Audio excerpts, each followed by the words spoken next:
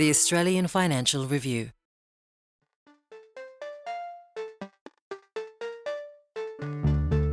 If someone will come across as having all of the answers and I've not really had any failings, then that's a bit of a red flag. If you're not self-reflective and if you don't truly have that humility, it may be fine for a couple of years, but then the cracks start to show.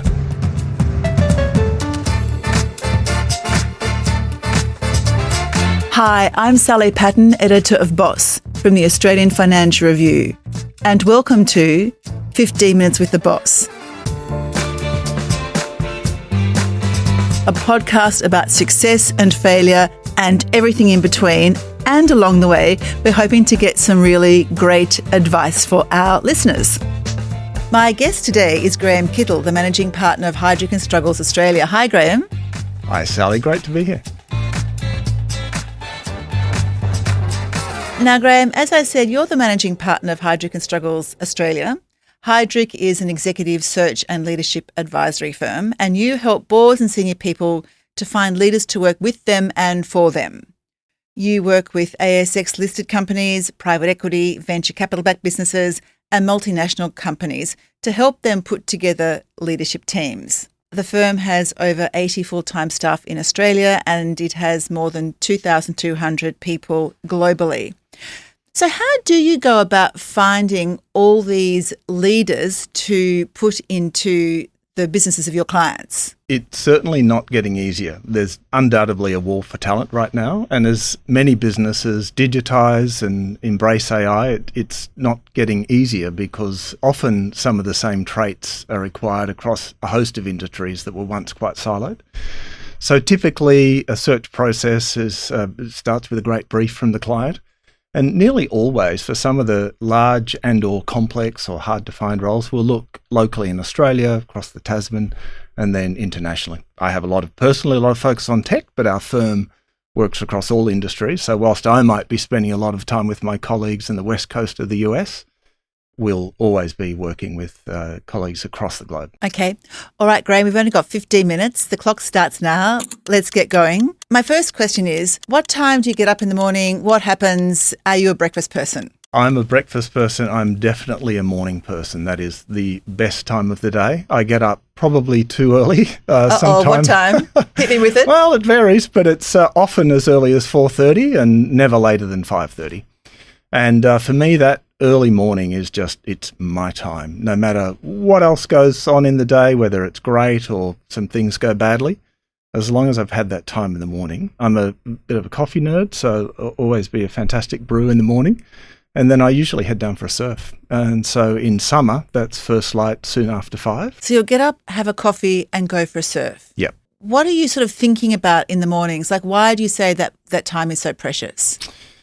I'm probably naturally a little bit on the introvert side. So that's me when I energize. It's when I prepare for the day.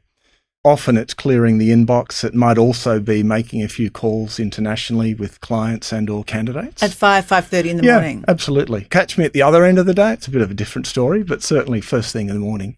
One of the things about our role in search is you're kind of always on.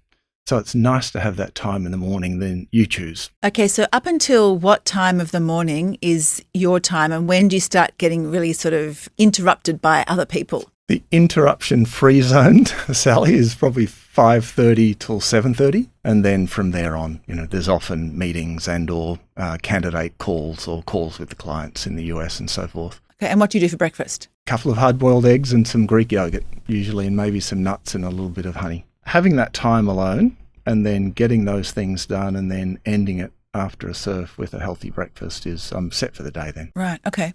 My next question is, tell me about a pivotal moment in your career, a moment or a project that you worked on or a promotion that you were given that really changed the nature of what you were doing. I've had a few. And the great thing about what we do, I get to observe a few. But on a personal basis, I think it's had a good ending, but it was really tough at the time. I was, like many, always aspiring from a young age in my career, a title or a role.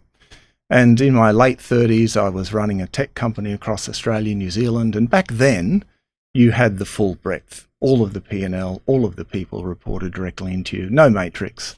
So it's a big responsibility for someone that probably didn't have quite the foundation. I'd turn up to work being the person I thought I needed to be. And I think since that time, and it was a bit of a crisis point, health went down, stopped surfing, didn't eat so well, and family life really suffered. And I think that was a bit of a wake up for me. Oh, was the turning point or the pivotal moment that you burnt out in that job? Yeah, absolutely. Now that's interesting. Tell me what burnout feels like, or how it felt for you. Lack of energy, lacking some purpose, lacking energy, just showing up. And I don't mean attending, but showing up and being present and having that energy. That to me is what burnout feels like. And guess what? At the same time, family life suffers as well. So it's not good for anyone.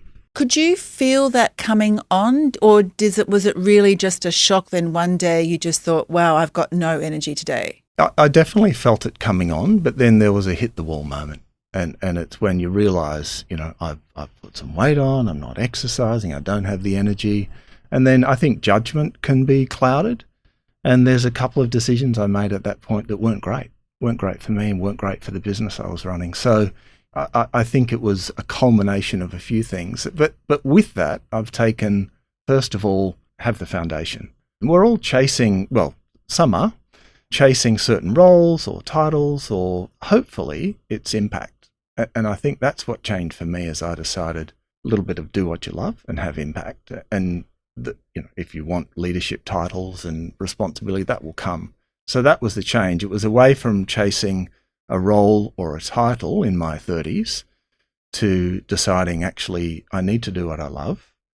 And we hear that a lot as advice to kids, and there's a few schools of thought on that. And then have impact and choose roles where you will have impact. But that's interesting. So the mistake in a sense was, and the pivotal moment became that you took on a job that you perhaps weren't ready for. Yep. Experience-wise, Absolutely. and it was too overwhelming, it was too stressful, Yep. and it led you to a bit of a nasty place. Yep. So what did you do immediately when you realised, or did you go and see a doctor? I was actually at the time, sure. I was getting some external help, yeah. It just reached a crisis, but I ended up leaving the role, so that was... Quite soon after? Yeah, that was the wake-up. Too often, unfortunately, I think human nature is that we wait for that moment. Build a career, don't go chasing a particular responsibility, build that foundation, and obviously it's always a great thing to do is to match your ability and skills with the role. Yeah. And that's really a lot of the advice that we're giving now. So how long did you take off? It was 3 months, and then I was really fortunate that I had someone that I still stay close to that I worked for a few times, and he was a mentor early on in my career. Fortunately, this special person was there. So when I hit that moment and needed to find another role, I went back and worked with him again, which was great. And there was a rebuilding process, a lot of lessons learned. So how did you go about rebuilding yourself? The biggest thing that's hit, so the skills remain the same, it's the confidence. And I have a wife who's a psychologist who has been full of wonderful advice, which is great. Sometimes I'm not seeking it, but it's always timely and sound advice. So I think it was a combination of just rebuilding some confidence. And also, I knew the things I was deficient in. And so I went about moving into roles where I could really add value, and I had the background and experience. And I think that was the inflection, is where you make those decisions, building a foundation, and then do what you truly are passionate about. And then guess what? The leadership responsibilities came, and may have been in different industries and in different areas. But that was my own learning. That's an interesting idea. We all need to push ourselves perhaps to a certain point, but only to a point. Like you can push yourself too far, take on a job that is just too much for you, and suffer the consequences. Definitely good to have stretch. And again, many of the conversations we're having with incredibly talented leaders is about if they're going to move to another role, clearly it needs to be the fit, but also there needs to be a stretch and the growth that comes within and professionally. And that was exactly my own learning. Wow, that's really good advice. What's the best piece of career advice you've ever been given? Definitely manage your own career. No one's going to manage it for you. That's very consistent advice I'd give to any of the people, younger people, and also in mid-career. So what does that mean, manage your career? If I think about a lot of the leaders that we meet, and the really fortunate thing is we get to meet great leaders, is that it's about creating a few things. First of all, it is clearly knowledge. Having a plan of choosing those roles that, again, are going to be aspirational, but then really importantly is building a network and making sure that you're surrounding yourself with good people. Now, that might be officially as you hire people, or it could be some of those people that have been confidants and mentors and leaders of the past. All too often, I think, when I've been very guilty of it, it's easy to do when you're busy, is you call on those special people that have been influential when you need them. And for some where there's, that great lifelong bond, that's fine, all is forgiven. But so often I think we leverage a network that we should be embracing all the way through. That's good advice. So when colleagues and former bosses leave the building, don't just forget them, even though you're busy. Keep in contact, have a cup of coffee. Absolutely. Do what it takes. Yeah, absolutely. That is excellent advice. Okay, Graham, on that note, we're going to take a short break, but don't go away. We're going to come back and play the lovely Chatterbox game. I'll see you in a minute. Love it.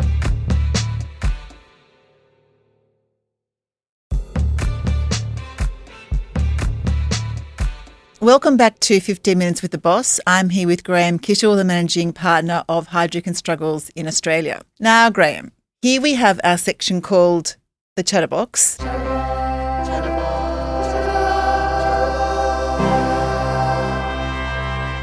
It's a beautiful, shiny brown box inside which today are about, I'd say, 10 questions. I'm going to ask you to have a fish around in the box, pick out one, and we'll get cracking. I've heard about and seen the Chatterbox. So I'm looking forward to being part of it. There you go. Here it is in person. There we go. Okay. What are your favourite interview questions when hiring somebody and why? In your case, you're not hiring them for your business. You're screening them, I guess, Absolutely. we could say, for another business. Yep. What are your favourite questions that you like to ask? One of the questions I love coming back to, and remember, we're really working with board and CEO. Yes. And so these are already accomplished leaders. By the time we're screening and then interviewing, it's already a given that they have the skills and capabilities. And it comes down to leadership, comes down to stakeholder influence, and it usually comes down to their own personal reflection and growth mindset. So it's not an earth-shattering question, but the results can be, or the answers can be, which is really talk to me about a time, a little bit like the question you asked me earlier, a time where you've had to rethink or a major lesson that you've learned in life or in career. And if you get an answer that's a little bit trite, go again, because it might be just interview nerves or inexperience. Personal insight allows you to grow, but it also means that you surround yourself with the right people. If someone will come across as having all of the answers and I've not really had any failings, then that's a bit of a red flag. If you're not self-reflective and if you don't truly have that humility, it may be fine for a couple of years, but then the cracks start to show. The rate of change is really why that self-reflection and understanding is important. And how can you figure out if someone has got a so-called change mindset, which really just means that they're open-minded rather than closed-minded? It's the humility, it's the presence that they have, it's their background often. We'll always ask, tell me about your early life experiences. And it's sometimes the way they're phrased and the way they're framed is quite telling. But also it's about, again, they'll share anecdotes and stories. If it gets a little textbooky, again, we'll dig deeper. Yeah. Okay. I love that. Have another fish in the box. Let's try again. If you could give a TED talk on something not related to business, what would it be? Wow. That's a good one. We do speak with leaders all day. And if I could write a book, and often think I should be penning notes for that book to be published later in career and life, but it would be the insights that you don't read about. Interesting. So what are some of the best insights that you've gained from all those marvellous leaders that you talk to? Some of the great leaders that we get to work with are present, but they're available. They'll make themselves available to talk to a colleague. There's a couple of chair that we speak to from time to time that you're also hearing about someone had a mentoring session with that chair. And, I'm meeting with that person next week because they're going to give me some coaching advice. And these truly are chairmen, chairwomen in corporate Australia that you would think would not have time for any of it, but they make time. So whether or not that's a TED Talk topic or not, certainly it's some of the insights that you won't necessarily read about. What will the title of your TED Talk be? Oh, that's a tricky one. I would say what you didn't read between the lines in the last best-selling book on leadership. Yeah, I love that. Okay, have another fish in the box. Thank you. Do you have a favourite productivity hack to help you get more out of your day? Essential to exercise in the morning. No question about it. The other thing I'd say is it's, of the moment, but absolutely we should be embracing AI. Clearly the productivity hack is to gain knowledge, leverage AI. So how do you use AI at work? When we're pitching for new work, or if we're meeting with a board and we need to prepare, in the old days we used to, and we still do, read annual reports, read board X, spend hours analysing, and then once we had the information, preparing. Now the analysis, I should say, is way more straightforward, matter of minutes rather than hours. And so the best time can be spent is preparing, using AI to get the base information, and then doing some more of your own analysis and thinking is invaluable to great leadership and bringing great leaders to those companies. Okay, have another fish in the box. What's the most underrated skill that's helped you in your career? I think resilience. Now, is that underrated? I think we all know resilience is important. It's that, what's the worst thing that can happen? That's the inner voice that can be very helpful in those moments. And then... Is that what you ask yourself Absolutely. when you're in a real crisis sort of situation? Yeah. Usually the worst thing that can happen isn't anywhere near as bad as you imagine it to be. So I think there's a nice discipline asking yourself that question. Yeah, no, I love that. Okay. On that note, Graham, you have passed the Chatterbox section with flying colours.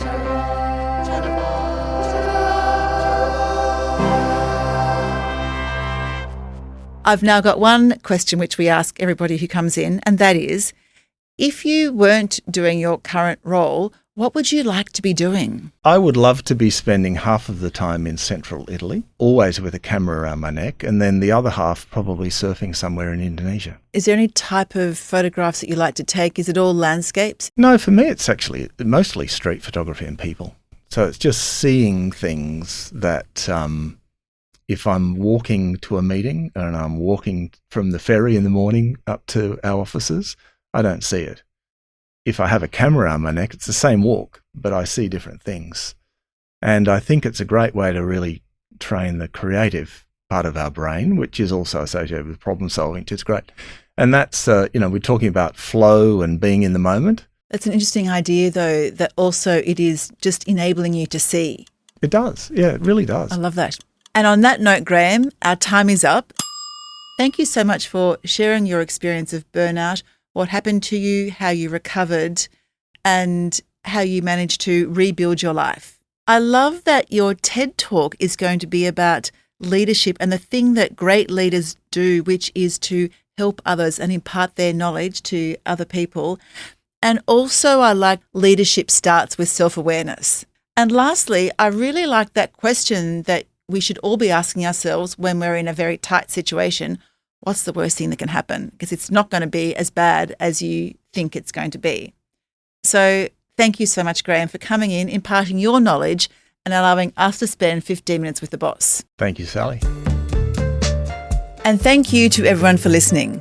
If you like the podcast and you want to hear more, consider sharing the podcast or writing a review, as it helps us to reach more people. And follow us wherever you get your podcasts. At the Financial Review, we investigate the big stories about markets, business and power. For more, go to afr.com. And you can subscribe to the Financial Review, the daily habit of successful people, at afr.com/subscribe. This podcast was hosted by me, Sally Patton, produced and edited by Mandy Coulin. Head of audio is Alex Gower, and our executive producer is Fiona Buffini.